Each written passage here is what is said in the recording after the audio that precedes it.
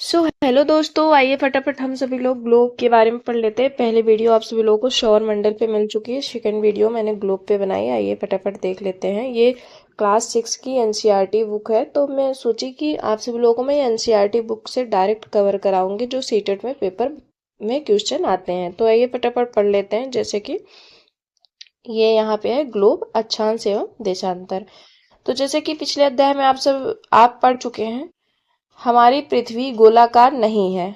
मैंने बताया था वहां पे कि पृथ्वी जो है वो पूरी गोल नहीं है। जो हमने वीडियो बनाए थे सौरमंडल में, उसमें आप सभी लोगों को बताया था हमारी पृथ्वी गोलाकार नहीं है।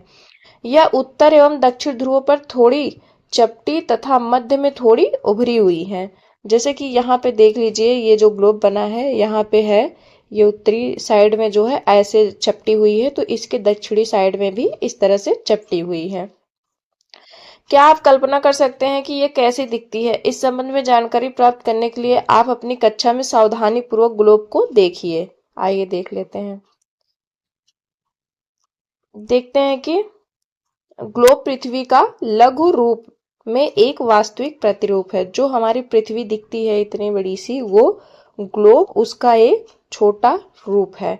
ग्लोब विभिन्न आकार एवं प्रकार के हो सकते हैं। जैसे अगर पेपर में पूछ ले क्या ग्लोब एक ही प्रकार के होते हैं, तो ऐसा नहीं है। ग्लोब कई प्रकार के हो सकते हैं। जैसे बड़े ग्लोब जो आसानी से एक स्थान से दूसरे स्थान ले जा सके और जा सकते हैं, पॉकेट में रखने योग्य छोटे ग्लोब, तथा गुब्बारे जैसे ग्लोब जिसमें हवा भरी जा सकती है एवं आसानी से एक स्थान से दूसरे स्थान ले जा सकते हैं।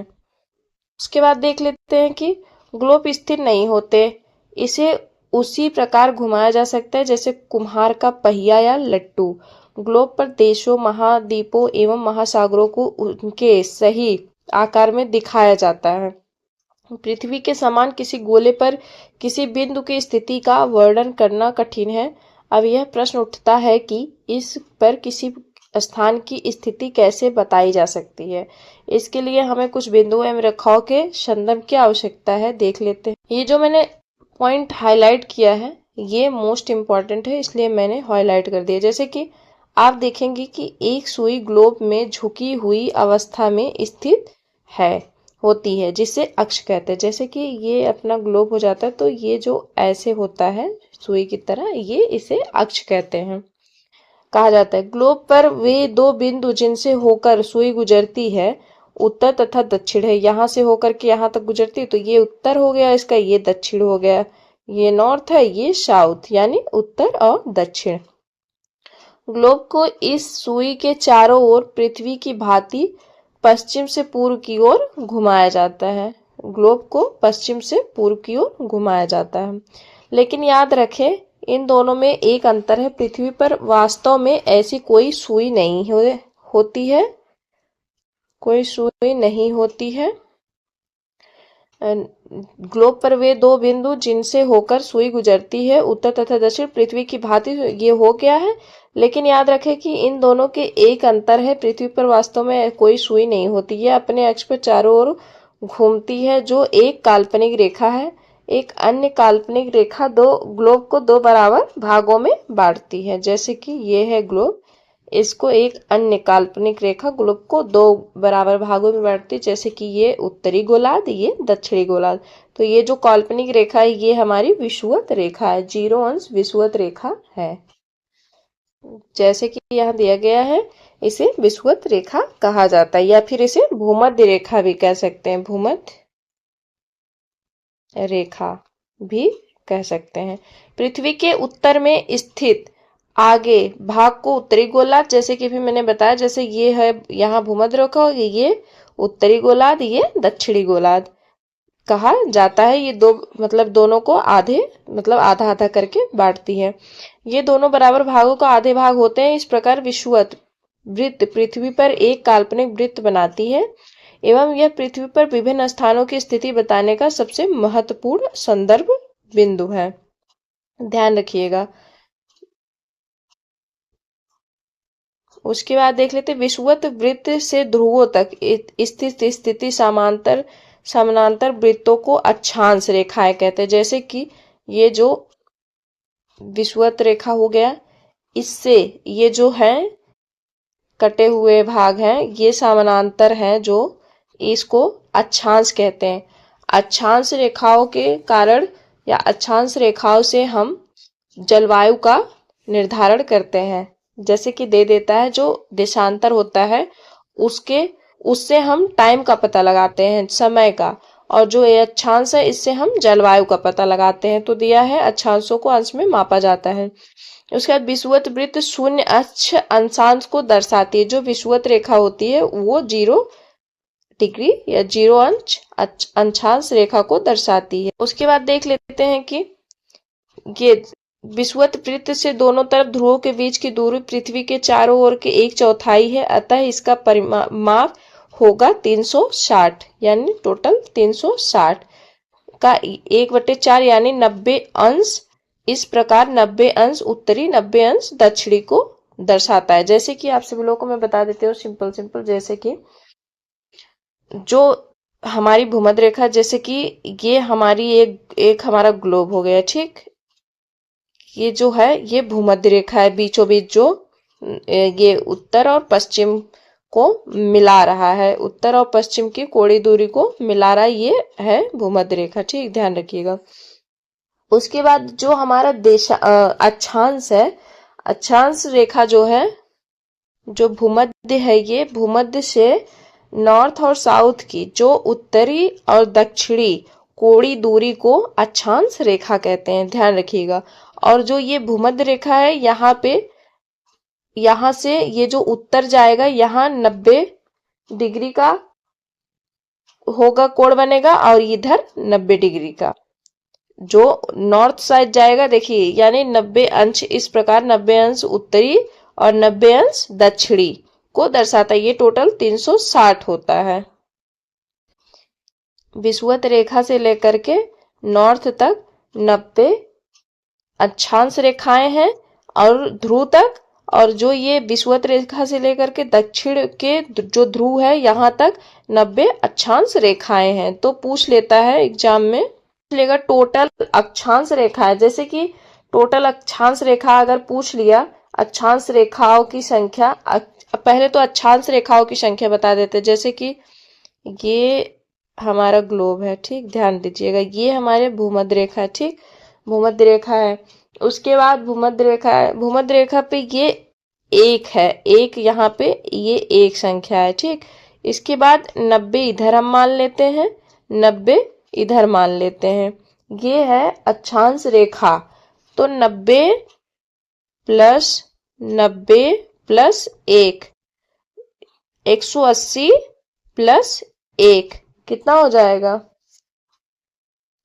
180 प्लस 1 181 हो जाएगा। ये टोटल संख्या हो जाएगी, टोटल अक्षांश रेखाओं की संख्या हो जाएगी जो 181 है। और अगर आप सभी लोगों से पूछ ले कि क्या बोलते हैं कि अक्षांश रेखाएं कितनी हैं, तो जैसे कि देख लीजिए, ये पूरा ये ग्लोब हो गया, यहाँ भूमध्य रेखा, एक यहाँ अक्षांश, और इसके इधर 90, इसके इधर 90, ठीक, ध्यान दीजिएगा। तो ये पूछ रहा है टोटल अक्षांश, तो टोटल अक्षांश 181 भी हम लोगों ने ऐड किया, 181 निकला था।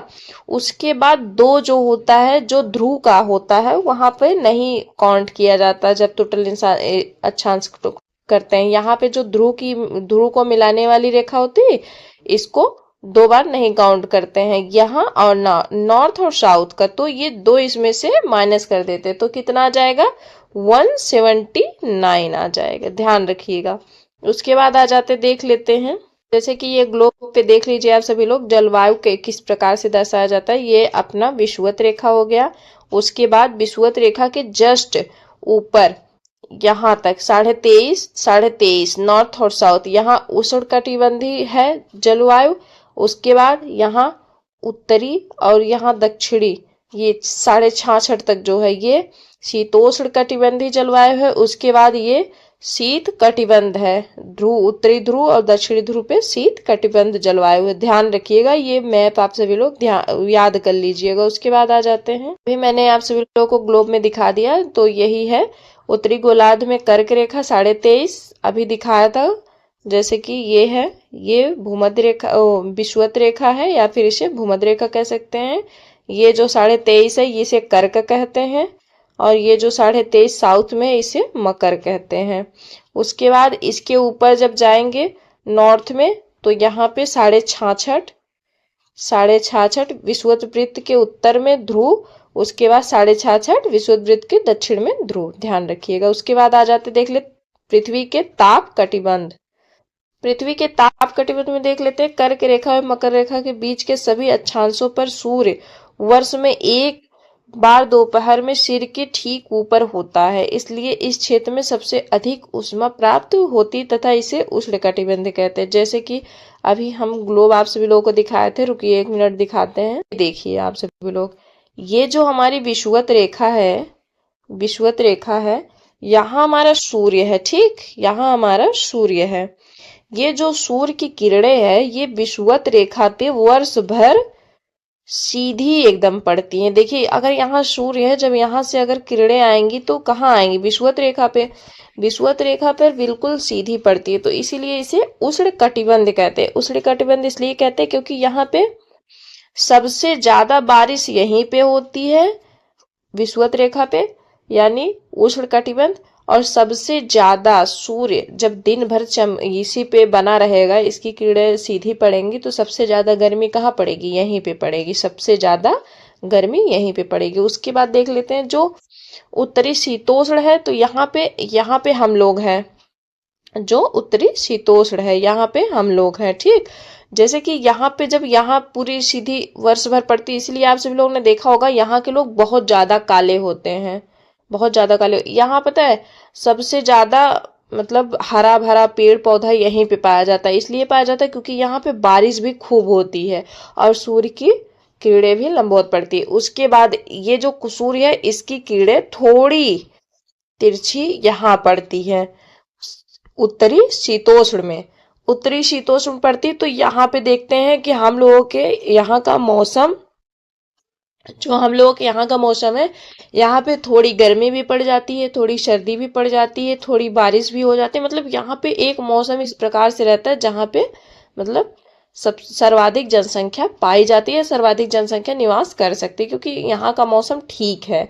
उसके बाद इसके विपरीत, या तो देखिए 2 ही जगह सबसे ज्यादा दिक्कत है, बीच वाले तो बहुत ही फायदेमंद में है, बाकी जो विषुवत रेखा पे है यहाँ वालों के लिए प्रॉब्लम, क्योंकि यहाँ पे सूर्य की किरणें सीधी एकदम पड़ती हैं, तो यहाँ पे सबसे ज्यादा गर्मी भी होती है, सबसे ज्यादा बारिश भी होती है। उसके अलावा जैसे कि यहाँ पे थोड़ी तिखी पड़ती है, तो यहाँ पे धूप वर्षा मानसून में परिवर्तन होते रहते हैं। उसके बाद जब सूर्य की किरणें हो वो यहाँ पे जब उत्तरी ध्रुव शीत वाले पे ध्रुवों पे जब पड़ती हैं तो बहुत कम पड़ती हैं, ध्रुवों पे बहुत कम पड़ती, इसीलिए यहाँ पे वर्ष भर बर्फ जमा होता है। यहाँ पे तो बिल्कुल लोग नहीं रहते हैं, यहाँ पे तो वो क्या बोलते हैं कि जैसे कि पेड़ पौधे ये सब जो होते हैं ये सब उससे मतलब बर्फ से ढके हुए होते हैं। यहाँ पे तो थोड़ा बहुत जब धूप वगैरह थोड़ा बहुत लगता है तो वो जो बर्फ पिघलता है, नहीं तो हमेशा बर्फ से ढका रहता है, ध्यान रखिएगा आप सभी लोग। उसके बाद आ जाते हैं, आप सभी लोगों को समझ में आ गया होगा, उसके बाद आ जाते हैं देख लेते देशांतर क्या है। देशांतर पूछ लेगा, देशांतर क्या है, ऑप्शन दे देगा तो आप सभी लोगों को छांटना होगा। तो ध्यान रखिएगा, जो नॉर्थ से साउथ, नॉर्थ से साउथ जो देशांतर है वो दोनों ध्रुवों को मिलाने वाली रेखा, जैसे कि नॉर्थ से साउथ के दोनों ध्रुवों को मिलाने वाली रेखा को देशांतर कहते हैं। देख लीजिए ये यही है देशांतर। अभी जो ऊपर मैंने दिखाया आप सभी लोगों को इस टाइप में थी, ये अक्षांश थी, बाकी ये जो खड़ी है ये देशांतर है, ध्यान रखिएगा। उसके बाद देख लेते हैं कि पृथ्वी गोल है, अर्थात 360 है टोटल, जो पृथ्वी है ये गोल है और ये 360 है। अक्षांश के विपरीत सभी देशांतर रेखाओं की लंबाई समान होती है। जो अक्षांश है उसकी, अक्षांश के विपरीत सभी देशांतर रेखाएं जो है उसकी लंबाई जो है वो समान होती है, ध्यान रखिएगा। जो लंबाई होती है देशांतर रेखाओं की ये समान होती है, जबकि अक्षांश की लंबाई समान नहीं हो, क्योंकि ये जो होता है ये अक्षांश जब यहाँ पे होते हैं भूमध्य रेखा पे तो सबसे ज्यादा लंबा होगा, फिर जैसे ही आगे बढ़ता जाएगा तब उसकी लंबाई कम होती जाएगी, ध्यान रखिएगा। उसके बाद देख लेते हैं देशांतर रेखाएं अक्षांश रेखाओं की भांति वृत्त नहीं बनाती हैं। जैसे कि ये है जो ये अक्षांश है, ये वृत्त बनाती थी, जबकि ये देशांतर वृत्त नहीं बनाते हैं, ध्यान रखिएगा। उसके बाद आ जाते हैं देशांतर रेखाओं के बीच की दूरी सर्वत्र समान नहीं होती है। जो अक्षांश थी इनकी जो ये बीच की दूरी थी ये समान था, जबकि अक्षांश रेखाओं की बीच की दूरी आप देख रहे होंगे, ये जो अक्षांश रेखाएं हैं इनकी बीच की दूरी ये बीच में यहाँ भूमध्य रेखा पे तो ज्यादा लग रही होंगी, फिर जैसे जैसे ये ध्रुवों की ओर बढ़ रहे होंगे नॉर्थ और साउथ, तो इनकी बीच की दूरी कम लग रही होंगी, दिख रही होंगी। तो इनकी बीच की दूरी ये देखिए, जैसे ये देखिए यहाँ पे कितना ज्यादा है, फिर ये देखिए ध्रुवों पे कितनी कम है, तो इनकी बीच की दूरी सर्वत्र समान नहीं होती। दो देशांतर के मध्य सर्वाधिक दूरी विषुवत पर होती है। ये जो विषुवत है यहाँ पे दो देशांतरों के सर्वाधिक दूरी विषुवत पर होती है। उसके बाद देख लीजिए कि विषुवत जो है ये क्या बोलते हैं कि देशांतर जो है इनको टाइम, इससे टाइम का समय ज्ञात किया जाता है, जबकि ध्रुवों पर सभी देशांतर एक बिंदु पर आकर मिल जाते हैं। जबकि देख रहे हैं कि ये जो ध्रुव हैं यहाँ पर सारे आकर के एक बिंदु पर मिल जा रहे हैं, देख लीजिए आप सभी लोगों के सामने है, मिलता हुआ प्रतीत हो रहा है। विषुवत रेखा पर दो देशांतर रेखाओं के बीच की दूरी सर्वाधिक 111.32 किलोमीटर होता है, जबकि अक्षांश में 111 किलोमीटर होता है, ध्यान रखिएगा। उसके बाद एक और शब्द आता है, जैसे कि उसे कहते हैं गोर। गोर ये मोस्ट इंपॉर्टेंट है, गोर। गोर जो है ये दो समीपवर्ती देशांतर रेखा की दूरी है। दो समीपवर्ती देशांतर रेखा, जो ये दो समीपवर्ती देशांतर रेखा है, इसको क्या कहते हैं? गोर। पूछ लेता है एग्जाम में। अभी बीपीएससी का एग्जाम हुआ था तो उसमें ये पूछा था, ये इसे कहते हैं दो समीपवर्ती देशांतर रेखा की दूरी। उसके बाद ये पूछ लेगा कि मैक्सिमम गोर कहाँ पे होता है, तो ध्यान रखिएगा जब मैक्सिमम दूरी दो देशांतरों के बीच की दूरी भूमध्य रेखा पे है तो मैक्सिमम गोर भी जो होगा वो भूमध्य रेखा पे, और जब न्यूनतम गोर पूछ लेगा तो ये न्यूनतम गोर ध्रुव पे, यानी शून्य या न्यूनतम, क्योंकि दो देशांतरों के बीच की दूरी कम, सबसे कम या न्यूनतम या शून्य कह सकते हैं तो ध्रुव पे ही कह सकते हैं, ठीक, ध्यान रखिएगा। उसके बाद सभी 360 देशांतर रेखाओं की लंबाई समान होने के कारण 0 अंश देशांतर किसे माना जाए? समझ रहे हैं? सभी की दूरी जो है लंबाई समान है, सभी की जब लंबाई समान है तो लोग मतलब चिंतित हो गए कि किसे माना जाए। रेखाओं की लंबाई समान होने के कारण 0 अंश देशांतर रेखा किसे माना जाए? जैसे कि अक्षांश रेखाओं में देखे होंगे आप सभी लोग कि सबकी दूरी एक समान नहीं थी, तो हम लोगों ने ये भूमध्य रेखा जो थी इसको 0 अक्षांश मान लिए थे, ठीक। जबकि इसमें तो सबका समान है तो हम कहाँ से मान लें? तो इसलिए लंदन के ग्रीनविच से होकर गुजरने वाली देशांतर, जैसे कि जब हम टाइम का पता लगाते हैं तो कुछ फैक्ट है कि जैसे कि इसलिए लंदन के ग्रीनविच से होकर गुजरने वाली देशांतर को, जो लंदन से होकर के गुजरती है देशांतर, एक मिनट,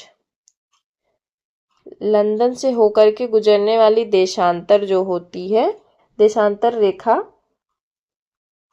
नहीं ये चीज मतलब संभव हुआ नहीं, वो हुआ तो उससे ये हुआ इसलिए लंदन के ग्रीनविच से होकर गुजरने वाली देशांतर को 0 देशांतर रेखा मान लिया जाता है, यानी मान लिया गया जब यहाँ इसकी पूरी लंबाई समान थी, तो लंदन से गुजरने वाली रेखा को देशांतर 0 अंश देशांतर रेखा मान लिया गया। उसके बाद देख लेते हैं, प्रत्येक अंश को मिनट में तथा मिनट को सेकंड में विभाजित किया जाता है। ये अर्धवृत्त तथा उनके बीच की दूरी ध्रुवों को तरफ बढ़ने पर घटती जाती है तथा ध्रुवों पर शून्य हो जाती है, यहाँ जहां सभी देशांतरी यामोत्तर आपस में मिल जाती है। यह मैंने आप सभी लोगों को पढ़ा दिया है, जैसे कि ये देख लीजिए, ये है मैप, ठीक। अंतरराष्ट्रीय तिथि रेखा। ये देखिए, अभी मैं आप सभी लोगों को समझा रही हूँ, बस आप सभी लोग देख लीजिए पहले। जैसे कि कहा गया, जैसे कि देख लीजिए, ये है, ठीक, ये लंदन का ग्रीनविच है और इधर अपना भारत है। जैसे कि यहाँ पे दिया गया है देशांतर और समय। समय को मापने का सबसे अच्छा साधन पृथ्वी, चंद्रमा एवं ग्रहों की गति है। सूर्योदय एवं सूर्यास्त प्रतिदिन होता है, अतः स्वाभाविक ही है कि यह पूरे विश्व में समय निर्धारण का सबसे अच्छा साधन है। ध्यान रखिएगा। उसके बाद है कि चूंकि पृथ्वी है पश्चिम से पूर्व की ओर लगाती है चक्कर। जो पृथ्वी है वो पश्चिम से, इधर पश्चिम हो गए, पश्चिम से पूर्व की ओर चक्कर लगाती है, अतः वे स्थान जो ग्रीनविच के पूर्व में है, जैसे कि ये हमारा ग्रीनविच है, यहाँ हमारा इंडिया है, ये जो ग्रीनविच लंदन है, ठीक, ग्रीनविच के जो पूर्व में है उनका समय ग्रीनविच समय से आगे होगा। जो इधर का है इधर प्लस होगा। इधर अगर आप जब भी समय निकालेंगे तो इधर जो ग्रीनविच ये है लाइन, ये इधर का जो होगा ये प्लस में होगा और जो पश्चिम में होगा ये माइनस होगा जब भी। जैसे कि मैं एक क्वेश्चन आप सभी लोग को बता दूं, इसके पहले मैं बता देती हूँ कि देख लीजिए पहले, उनका समय ग्रीनविच समय से आगे होगा तथा जो पश्चिम होगा उनका समय ग्रीनविच समय से पीछे होगा। ठीक, समय के अंतर की दर की गणना निम्नलिखित विधि से की जा सकती है। पृथ्वी लगभग 24 घंटे में अपने अक्ष पर 360 घूमती है। ध्यान रखिएगा, अर्थात वह 1 घंटे में 15 अंश तथा एवं 4 मिनट में 1 अंश घूमती है। इस प्रकार जब ग्रीनविच में दोपहर के 12 बजते हैं तब ग्रीनविच से 15 अंश पूर्व में समय होगा। अभी मैं आप सभी लोगों को समझाती हूँ अच्छे से। जैसे कि देख लीजिए, ये वर्ड है, ये वर्ल्ड का ग्रीनविच है, ठीक, 0 GMT। उसके बाद ये हमारा इंडिया है, इंडिया, ठीक, ध्यान रखिएगा। इंडिया का कितना है, 82.5 या फिर कह सकते हैं 82.5, ठीक। तो ये टोटल कितना बता रहा है, टोटल 24 घंटे में कितना 360 घूमती है, टोटल 360 घूमती है, ठीक। तो 1 घंटे में, 1 आवर में ये घूमेगी 360/24, ठीक। अब इसको काट लो। जिसको नहीं आता है वो बहुत ही आराम से, बहुत ही बेसिक से सीखेगा। और अगर नहीं, फिर भी नहीं समझ में आया तो कमेंट्स करिएगा, मैं फिर से समझाऊंगी। मैं आप सभी लोगों के लिए सिखाने के लिए तो वीडियो लेके आती हूँ। जब आप काटते हैं तो कितना आता है, 15 आता है, ठीक, 15 1 घंटे में, जैसे कि यहाँ दिया गया 15 अंश, ठीक, 15 आता है जब आप काटा पीटी कर लेंगे। उसके बाद 15 आता है, फिर उसके बाद एक अंश जो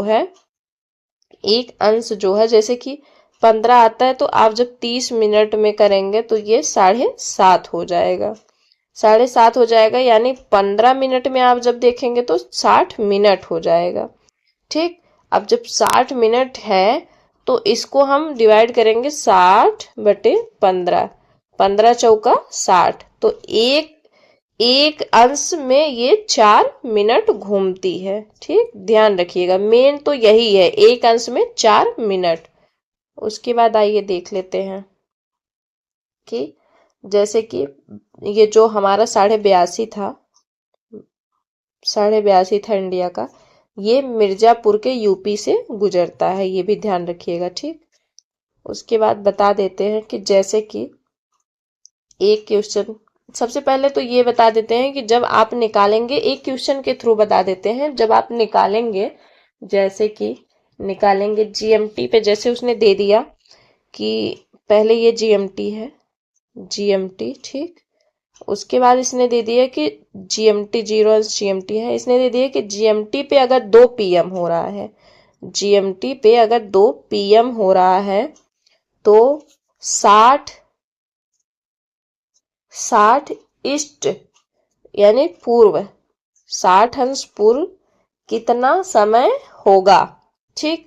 तो अभी मैंने क्या बताया, जब पूर्व के साइड जाएगा तो ये प्लस होगा और जब पश्चिम की साइड जाएगा तो ये माइनस होगा, ध्यान रखिएगा। तो सबसे पहले इसको निकालने के लिए 4 स्टेप फॉलो करते हैं। जैसे कि सबसे